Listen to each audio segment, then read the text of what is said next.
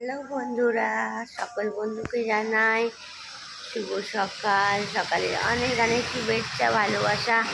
দেখো আজকে এত সুন্দর লাগছে পরিবেশটা আকাশের। এখানে ঠিকঠাকভাবে আসছে না, তোমাদেরকে দেখাতে পারছি না। এত সুন্দর লাগছে আকাশের পরিবেশটা যে আমি জাস্ট উঠেই আমি ছাদে চলে এলাম তোমাদের সঙ্গে শেয়ার করবো বলে। জাস্ট ঘুমের চোখও খুলতে পারছি না, আমি এত সুন্দর লাগছে বাইরে আকাশটা। আমি আমার বরকে বলছি যে দেখো কি সুন্দর লাগছে পরিবেশটা। পুরানো সেই গোধূলি হয় না, সেই রকম একটা ওয়েদারটা লাগছিল। এখন অনেকটাই হালকা হয়ে গেছে, সেরকম নেই আবহাওয়াটা।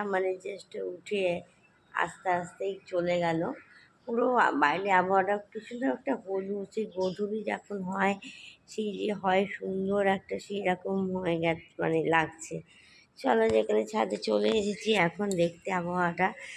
ছাদে এবার একটু গাছে জলটা দিয়েই দিই তাহলে। চলো কলটা চালু করে দিই, কলে ভরে জল দিয়ে দেবো। বালতিটা ভরুক।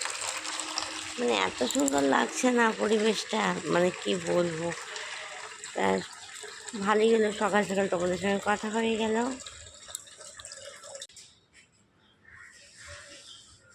গাছে জলটা দিয়ে দিই।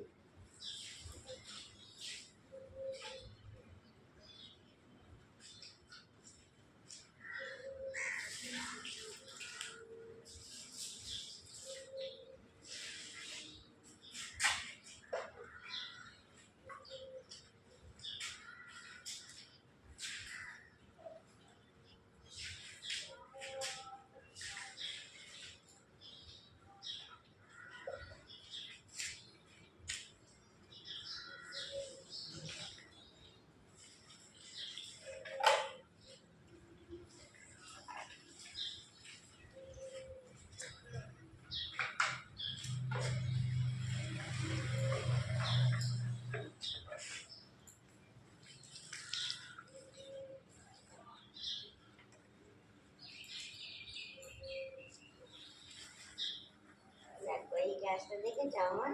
এই গাছটা হচ্ছে বাড়ির নিচে হয়েছিল। বাড়ির নিচে বড় বড় হয়, তা বাড়ির নিচে যে কুমড়ো গাছটা হয় পাতাগুলো এত বড় বড় হয় পাতাগুলো। আর এটা একদম ধারে হয়েছিল, ভাবলাম যে তোমার একদম এইটা এই সাইডে হয়েছে একদম যে আসে যারা রাস্তা পরিষ্কার করে ওরা সব তো গাছপালা তুলে দেয়, তা তুলে দেবে। তা সেই জন্য আমি করেছি।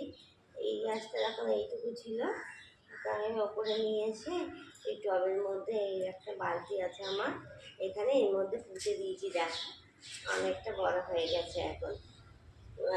তুলনামূলক সেইভাবে পাতাগুলো বড় হচ্ছে না, যেহেতু এখানে তো অল্প একটু মাটির মধ্যে হয়, তা সেই জন্য এখানে আমি দিয়ে দিয়েছি এইভাবে গাছটা। দেখো দেখো অনেকটা বড় হয়ে গেছে। দেখো এখানে নিয়ে এসেছি, কারণ হচ্ছে নিচে নিলে মরে যেত গাছটা, তুলে ফেলে দিত। আমি খুব গাছ ভালোবাসি, কিন্তু যেহেতু পরিচর্যা করার আমার উপায় নেই, পারবো না, সেই জন্য গাছপালা সেভাবে এখন আর পুঁতি না। ওই যেটুকু আছে সামান্য একটু আছে, কারণ সময় আমি করে উঠতে পারি না। ছেলে যতক্ষণ না বড় হচ্ছে, ছেলে এত দুষ্টু করে পারা সম্ভব নয়।